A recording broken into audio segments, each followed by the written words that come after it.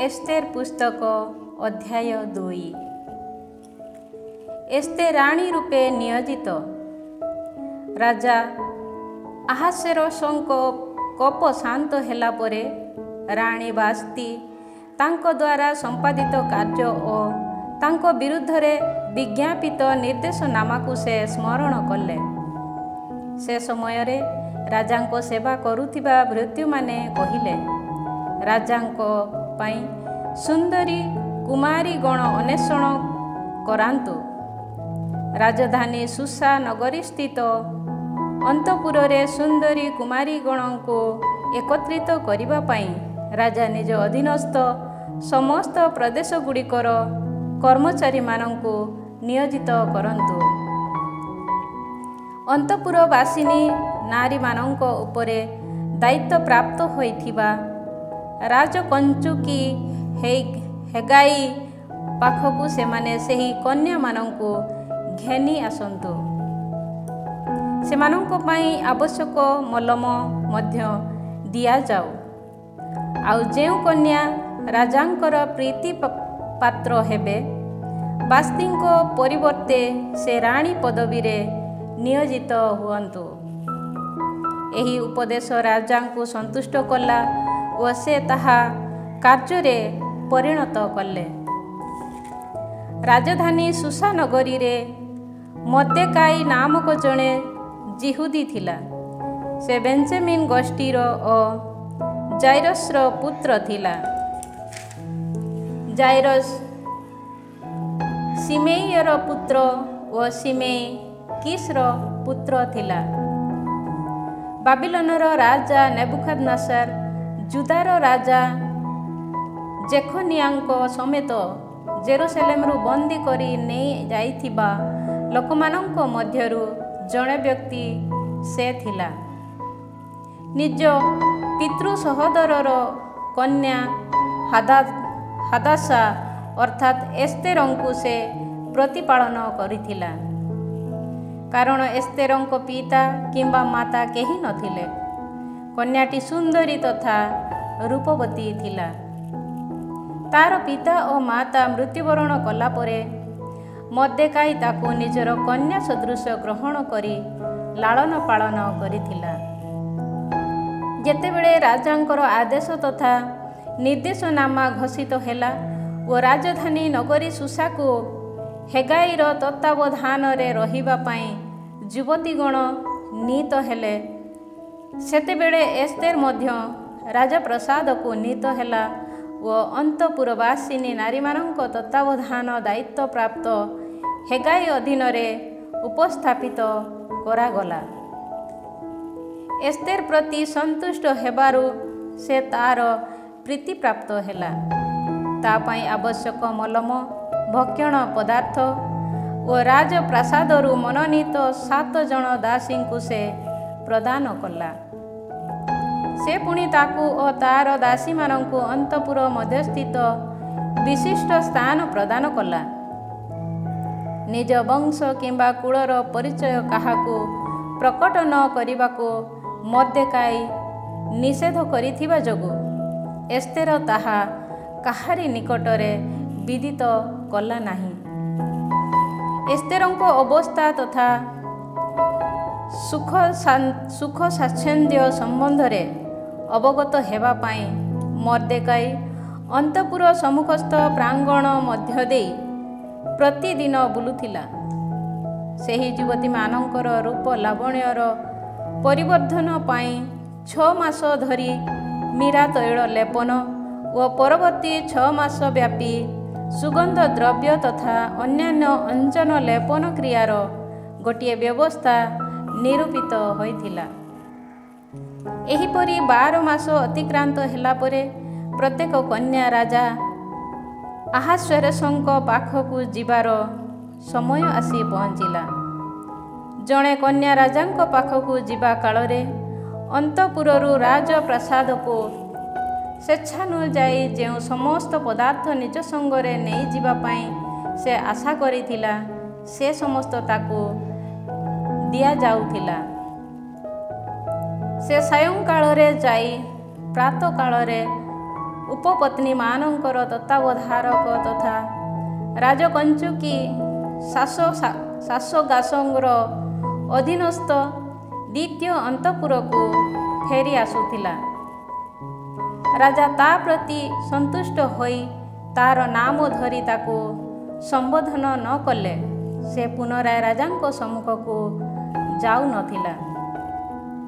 ମର୍ଦ୍ଦେକାଇର ପିତୃ ସହୋଦର ଆବିହାଇଲର କନ୍ୟା, ଯାହାକୁ ସ୍ୱୟଂ ସେ ନିଜର କନ୍ୟା ସଦୃଶ ପ୍ରତିପାଳନ କରିଥିଲା, ସେହି ଏସ୍ତେର ରାଜାଙ୍କ ସମ୍ମୁଖକୁ ଯିବାର ସମୟ ଉପସ୍ଥିତ ହେଲାବେଳେ ଅନ୍ତଃପୁରବାସିନୀ ନାରୀଗଣଙ୍କର ତତ୍ତ୍ୱାବଧାରକ ଓ ରାଜକଞ୍ଚୁକୀ ହେଗାଇ ଯେଉଁ ବସ୍ତୁକୁ ନେଇଯିବା ପାଇଁ ଉପଦେଶ ଦେଇଥିଲା, ତା ବ୍ୟତୀତ ଅନ୍ୟ କିଛି ଏସ୍ତେର ଚାହିଁନଥିଲା। ଯେଉଁମାନେ ଏସ୍ତେରଙ୍କୁ ଦେଖିଲେ ସେ ସମସ୍ତଙ୍କର ସେ ପ୍ରୀତିପ୍ରାପ୍ତ ହେଲେ। ରାଜା ଆହାସେରସଙ୍କ ରାଜତ୍ୱର 7ମ ବର୍ଷର 10ମ ଅର୍ଥାତ୍ ତେବେତ୍ ମାସରେ ସେମାନେ ଏସ୍ତେରଙ୍କୁ ରାଜପ୍ରାସାଦକୁ ନେଇଗଲେ। ଅନ୍ୟ ସମସ୍ତ ନାରୀମାନଙ୍କ ଅପେକ୍ଷା ଏସ୍ତେରଙ୍କୁ ରାଜା ଅଧିକ ପ୍ରେମ କଲେ ଏବଂ ଅନ୍ୟ ସମସ୍ତ କୁମାରୀମାନଙ୍କ ଅପେକ୍ଷା ସେ ରାଜାଙ୍କ ଦୃଷ୍ଟିରେ ପ୍ରୀତି ତଥା ଦୟା ପ୍ରାପ୍ତ ହେଲେ। ତେଣୁ ରାଜା ଏସ୍ତେରଙ୍କ ମସ୍ତକ ଉପରେ ରାଜକୀୟ ମୁକୁଟ ମଣ୍ଡନ କଲେ ଓ ତାଙ୍କୁ ବାସ୍ତିଙ୍କ ପରିବର୍ତ୍ତେ ରାଣୀ ପଦବୀରେ ନିଯୁକ୍ତି ପ୍ରଦାନ କଲେ। ଏହାପରେ ଏସ୍ତେରଙ୍କ ଉଦ୍ଦେଶ୍ୟରେ ଶାସକଗଣ ଓ ତାଙ୍କର ପରିଚାରକମାନଙ୍କ ନିମନ୍ତେ ରାଜା ଏକ ବିରାଟ ଭୋଜିର ଆୟୋଜନ କଲେ। ଏହା ବ୍ୟତୀତ ନିଜ ଅଧୀନସ୍ଥ ପ୍ରଦେଶମାନଙ୍କରେ ସେ ଖଜଣା ମଧ୍ୟ ହ୍ରାସ କଲେ ଓ ରାଜକୀୟ ଉଦାରତା ଅନୁରୂପ ଅନ୍ୟାନ୍ୟ ଉପହାର ପୁରସ୍କୃତ କଲେ। ଦ୍ୱିତୀୟବାର କୁମାରୀମାନେ ଏକତ୍ରିତ ହେବା ସମୟରେ ମର୍ଦ୍ଦେକାଇ ରାଜପ୍ରାସାଦର ଦ୍ୱାର ସମୀପରେ ଉପବିଷ୍ଟ ଥିଲା। ନିଜ ବଂଶ ତଥା କୁଳର ପରିଚୟ କାହାକୁ ପ୍ରକଟ ନ କରିବାକୁ ମର୍ଦ୍ଦେକାଇ ନିର୍ଦ୍ଦେଶ ଦେଇଥିବା ଯୋଗୁଁ ଏସ୍ତେର କାହାରି ନିକଟରେ ନିଜର ପରିଚୟ ଦେଇନଥିଲେ। ମର୍ଦ୍ଦେକାଇ ଦ୍ୱାରା ପ୍ରତିପାଳିତ ହେବା ସମୟରେ ଏସ୍ତେର ଯେପରି ତାର ଅନୁଗତ ହୋଇଥିଲେ, ସେହିପରି ବର୍ତ୍ତମାନ ସୁଦ୍ଧା ସେ ତାର ଆଜ୍ଞା ପାଳନ କଲେ। ସେହି ଦିନମାନଙ୍କରେ ଯେତେବେଳେ ମର୍ଦ୍ଦେକାଇ ରାଜପ୍ରାସାଦର ଦ୍ୱାରରେ ଉପବିଷ୍ଟ ଥିଲା, ସେତେବେଳେ ଦ୍ୱାରରକ୍ଷୀ ତଥା ରାଜାଙ୍କ କଞ୍ଚୁକୀ ବିଗ୍ଥାନ ଓ ତେରେସା କ୍ରୋଧାନ୍ୱିତ ହୋଇ ରାଜ ଆହାସେରସଙ୍କୁ ବୋଧ କରିବା ପାଇଁ ମନ୍ତ୍ରଣା କଲେ। ମର୍ଦ୍ଦେକାଇ ଏ ସମ୍ବନ୍ଧରେ ଅବଗତ ହେଲା। ତହୁଁ ସେ ରାଣୀ ଏସ୍ତେରଙ୍କୁ ଏବଂ ଏସ୍ତେର ସେହି ବିଷୟ ମର୍ଦ୍ଦେକାଇଙ୍କ ନାମରେ ରାଜାଙ୍କୁ ବିଦିତ କଲେ। ସେହି ବିଷୟ ତଦନ୍ତ କରି ତାହା ଯେ ସତ୍ୟ, ଏହା ଜଣାଗଲା। ତେଣୁ ସେ ଦୁହେଁ ଫାଶୀ ଖୁଣ୍ଟରେ ଝୁଲା ହେଲେ ଓ ରାଜାଙ୍କ ସମ୍ମୁଖରେ ତାହା ଇତିବୃତ୍ତ ପୁସ୍ତକରେ ଲିପିବଦ୍ଧ କରାଗଲା। ଅଧ୍ୟାୟ 3 ଯିହୁଦୀମାନଙ୍କ ବିରୁଦ୍ଧରେ ହାମାନର ଷଡ଼ଯନ୍ତ୍ର। ଏହାପରେ ରାଜା ଆହାସେରସ ହାମାଗାଥାର ପୁତ୍ର ତଥା ଆଗାଗୀୟ ହାମାନକୁ ପଦାନ୍ୱିତ କରାଇ ଅନ୍ୟ ସମସ୍ତ ଶାସକଙ୍କ ମଧ୍ୟରେ ପ୍ରଥମ ସ୍ଥାନରେ ଅଧିଷ୍ଠିତ କଲେ। ରାଜପ୍ରାସାଦର ଦ୍ୱାରରେ ଥିବା ସମସ୍ତ ରାଜସେବକମାନେ ହାମାନ ସମ୍ମୁଖରେ ଜାନୁପାତପୂର୍ବକ ପ୍ରଣିପାତ କରୁଥିଲେ, କାରଣ ରାଜା ଆଦେଶ ଦେଇଥିଲେ ଯେ ତା ପ୍ରତି ସେପରି କରିବା ବିଧେୟ। କିନ୍ତୁ ମର୍ଦ୍ଦେକାଇ ତା ସମ୍ମୁଖରେ ଜାନୁପାତ କିମ୍ବା ପ୍ରଣିପାତ କରିନଥିଲା। ସେ ସମୟରେ ପ୍ରାସାଦର ଦ୍ୱାରରେ ଥିବା ରାଜସେବକମାନେ ମର୍ଦ୍ଦେକାଇକୁ ପଚାରିଲେ, ତୁମେ କାହିଁକି ରାଜାଙ୍କ ଆଦେଶ ଲଙ୍ଘନ କରୁଅଛ? ସେମାନେ ପ୍ରତିଦିନ ବହୁବାର ତା ସହ ଏପରି କଥାବାର୍ତ୍ତା କଲେ, ତଥାପି ସେ ସେମାନଙ୍କ ବାକ୍ୟ ଶୁଣିଲା ନାହିଁ। ତହୁଁ ପରିଶେଷରେ ମର୍ଦ୍ଦେକାଇ ନିଜର ଏହି ବ୍ୟାପାରରେ ସେ ଅଟଳ ହୋଇ ରହିବ କି ନାହିଁ ଏହା ଜାଣିବା ପାଇଁ ସେମାନେ ସେହି ବିଷୟ ହାମାନଙ୍କୁ ଜଣାଇଲେ। ସେ ସେମାନଙ୍କୁ କହିଥିଲା ଯେ ସେ ଜଣେ ଯିହୁଦୀ। ଯେବେ ହାମାନ ଦେଖିଲା ଯେ ମର୍ଦ୍ଦେଖାଇ ତା ସମ୍ମୁଖରେ ଜାନୁପାତ କରୁନାହିଁ କିମ୍ବା ପ୍ରଣିପାତ କରୁନାହିଁ, ତେବେ ସେ କ୍ରୁଦ୍ଧ ହେଲା। କିନ୍ତୁ ହାମାନ ବୁଝିପାରିଲା ଯେ କେବଳ ମର୍ଦ୍ଦେଖାଇ ଉପରେ ହସ୍ତକ୍ଷେପ କରିବା ଯଥେଷ୍ଟ ହେବ ନାହିଁ। ଅତଏବ ମର୍ଦ୍ଦେଖାଇ ବଂଶର ବ୍ୟକ୍ତିମାନଙ୍କର ପରିଚୟ ସେମାନେ ତାକୁ ଦେଇଥିବା ଯୋଗୁଁ ରାଜା ଆହାସେରସଙ୍କ ରାଜ୍ୟବାସୀ ମର୍ଦ୍ଦେଖାଇଙ୍କର ବଂଶର ସମସ୍ତ ଯିହୁଦୀମାନଙ୍କୁ ମଧ୍ୟ ବିନାଶ କରିବା ପାଇଁ ହାମାନ ଆଶା ପୋଷଣ କଲା। ରାଜା ଆହାସେରସଙ୍କ ରାଜତ୍ୱର 12 ବର୍ଷର ପ୍ରଥମ ମାସ ନିସାନରେ ସେମାନେ ହାମାନ ସମ୍ମୁଖରେ ପ୍ରତିଦିନ ପୁର ଅର୍ଥାତ୍ ଗୁଲିବାଣ୍ଟ କଲେ। ସେମାନେ ପୁଣି 12 ମାସ ଆଦାର ପର୍ଯ୍ୟନ୍ତ ପ୍ରତି ମାସରେ କ୍ରମାନ୍ୱୟରେ ସେହି ଗୁଲିବାଣ୍ଟ କଲେ। ଏହାପରେ ରାଜା ଆହାସେରସଙ୍କ ହାମାନ କହିଲା, ତୁମର ରାଜ୍ୟରେ ସମସ୍ତ ଦେଶବାସୀ ପ୍ରଜାଙ୍କ ମଧ୍ୟରେ ବିକ୍ଷିପ୍ତ ହୋଇ ଏକ ନିର୍ଦ୍ଦିଷ୍ଟ ବଂଶ ଅବସ୍ଥାନ କରେ। ସେମାନଙ୍କର ନିୟମାବଳୀ ଅନ୍ୟ ସମସ୍ତ ଜନତାର ନିୟମାବଳୀ ଠାରୁ ଭିନ୍ନ।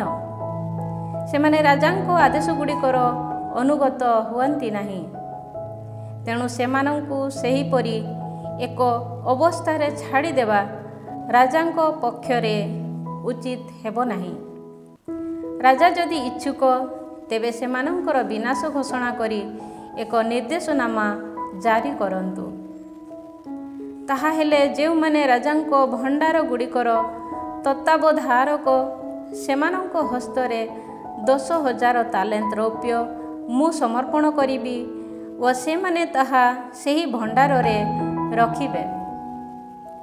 ତହୁଁ ରାଜା ନିଜ ହସ୍ତରୁ ମୋହର ମୁଦ୍ରିକା କାଢ଼ି ନେଇ ଯିହୁଦୀମାନଙ୍କର ଶତ୍ରୁ ତଥା ହାମାଦାଥାର ପୁତ୍ର ଆଗାଗୀୟ ହାମାନକୁ ଦେଲେ।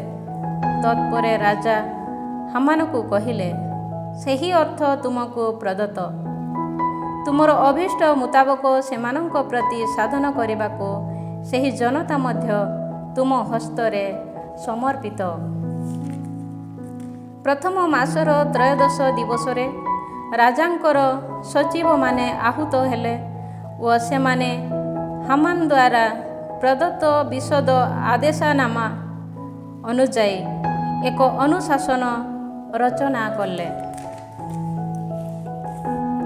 ସେମାନେ ତାହା ରାଜପ୍ରତିନିଧି, ପ୍ରଦେଶ ସମୂହର ଦେଶାଧିପତି ତଥା ଜାତିମାନଙ୍କର ଶାସକମାନଙ୍କ ଉଦ୍ଦେଶ୍ୟରେ ପ୍ରତ୍ୟେକ ପ୍ରଦେଶର ଲିପି ତଥା ପ୍ରତ୍ୟେକ ଜାତିର ଭାଷାରେ ରାଜା ଆହାସେରସଙ୍କ ନାମରେ ଉଲ୍ଲେଖ କରି ତାଙ୍କର ମୋହର ମୁଦ୍ରିକା ଦ୍ୱାରା ମୁଦ୍ରାଙ୍କନ କଲେ।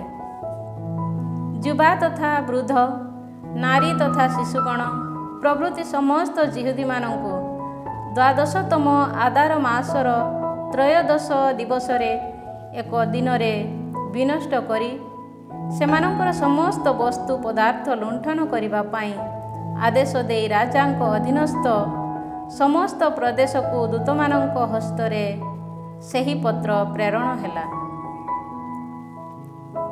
ସେହି ପତ୍ରଟିର ଏକ ପ୍ରତିଲିପି ଏହା ଭାରତଠାରୁ ଇଥିଓପିଆ ପର୍ଯ୍ୟନ୍ତ ବ୍ୟାପ୍ତ ସାମ୍ରାଜ୍ୟର 127ଟି ପ୍ରଦେଶର ଶାସକବୃନ୍ଦ ଓ ସେମାନଙ୍କ ଅଧୀନସ୍ଥ ଦେଶାଧିପତିମାନଙ୍କୁ ମହାରାଜା ଆହାସେରସ ଲେଖିବା ପତ୍ର ଏହା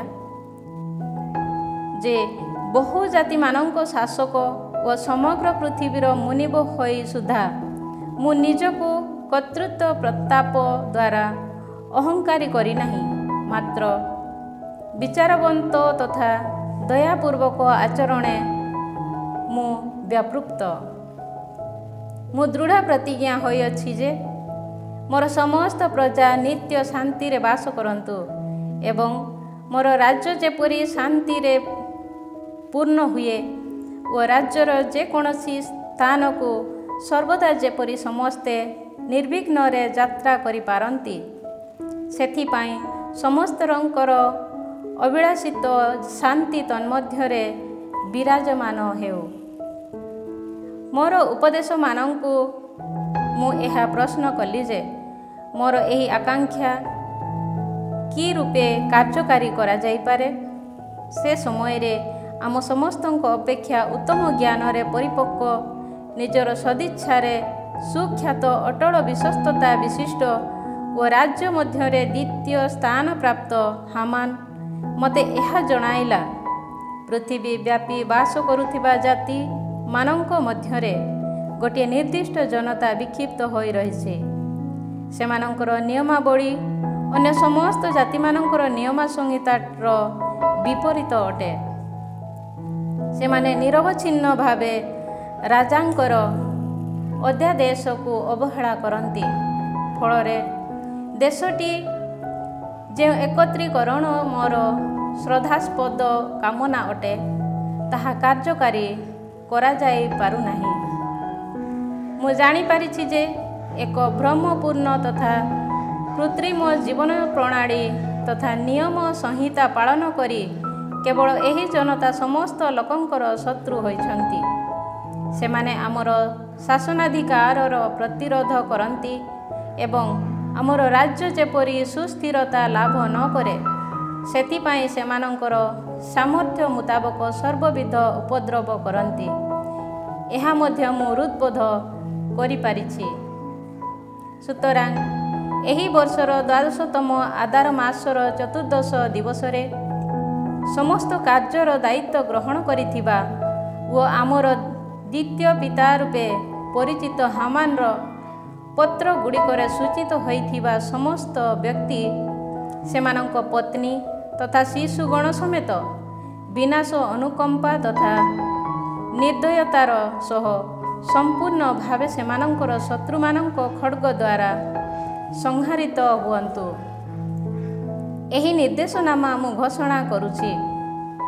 ସେହିପରି ପ୍ରାଚୀନ କାଳରୁ ଅଦ୍ୟାବଧି ଯେଉଁମାନେ ଶତ୍ରୁ ଭାବରେ ଜୀବନଯାପନ କରିଥିଲେ, ସେମାନେ ଗୋଟିଏ ଦିନରେ ହିଂସାର ପାତ୍ର ହୋଇ ପାତାଳକୁ ଅବତରଣ କରନ୍ତୁ ଏବଂ ବର୍ତ୍ତମାନ ଠାରୁ ଆମର ରାଜତନ୍ତ୍ର ସମ୍ପୂର୍ଣ୍ଣ ସୁରକ୍ଷିତ ରହୁ ତଥା ଶାନ୍ତି ଲାଭ କରୁ। ଅଧ୍ୟାୟ 13। ମର୍ଦ୍ଦେକାଇର ପ୍ରାର୍ଥନା। ପ୍ରଭୁଙ୍କ ଦ୍ୱାରା ସମ୍ପାଦିତ ସମସ୍ତ କାର୍ଯ୍ୟ ସ୍ମରଣ କରି ମର୍ଦ୍ଦେକାଇ ସେ ସମୟରେ ପ୍ରାର୍ଥନା କରି କହିଲା, ହେ ପ୍ରଭୁ, ସମସ୍ତ ସୃଷ୍ଟ ବସ୍ତୁ ଉପରେ ରାଜୁତି କରିଥିବା ରାଜା, ହେ ପ୍ରଭୁ, ସଂସାର ତୁମର ଅଧୀନ। ଇସ୍ରାଏଲକୁ ରକ୍ଷା କରିବା ପାଇଁ ଯଦି ତୁମର ଇଚ୍ଛା ଥାଏ, ତେବେ କେହି ତୁମର ପ୍ରତି ପ୍ରତିରୋଧ କରିପାରିବ ନାହିଁ। କାରଣ ଆକାଶମଣ୍ଡଳ ତଥା ପୃଥିବୀ ଓ ନଭମଣ୍ଡଳ ନିମ୍ନସ୍ଥ ସମସ୍ତ ଆଶ୍ଚର୍ଯ୍ୟଜନକ ବସ୍ତୁ ତୁମେ ସୃଷ୍ଟି କରିଅଛ।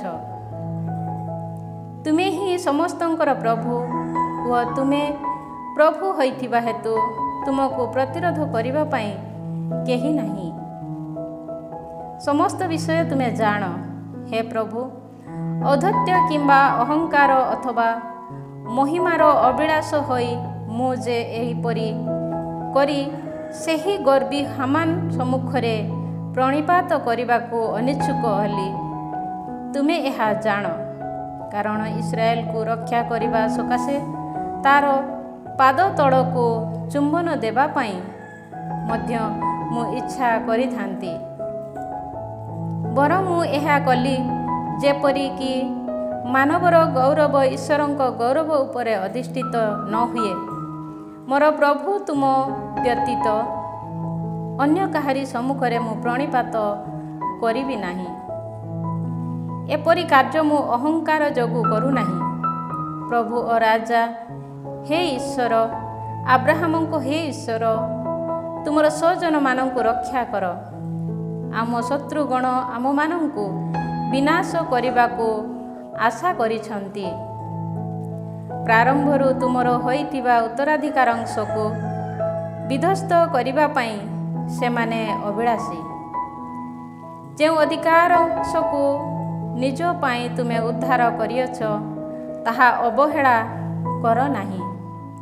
ମୋର ପ୍ରାର୍ଥନା ଶୁଣ ଓ ତୁମର ଉତ୍ତରାଧିକାରାଂଶ ପ୍ରତି ସଦୟ ହୁଅ। ହେ ପ୍ରଭୁ, ଆମେମାନେ ଜୀବିତ ରହି ଯେପରି ତୁମ ନାମର ସ୍ତୁତିଗାନ କରିପାରିବୁ ସେଥିପାଇଁ ଆମର ଶୋକକୁ ଆନନ୍ଦରେ ପରିଣତ କର। ତୁମର ପ୍ରଶଂସାକାରୀମାନଙ୍କ ମୁଖକୁ ବିନାଶ କର ନାହିଁ। ସମସ୍ତ ଇସ୍ରାଏଲ ମଧ୍ୟ ଉଚ୍ଚ ସ୍ୱରରେ କ୍ରନ୍ଦନ କଲେ, କାରଣ ସେମାନେ ନିଜ ନିଜର ମୃତ୍ୟୁକୁ ସ୍ୱଚକ୍ଷୁରେ ଦେଖିଲେ।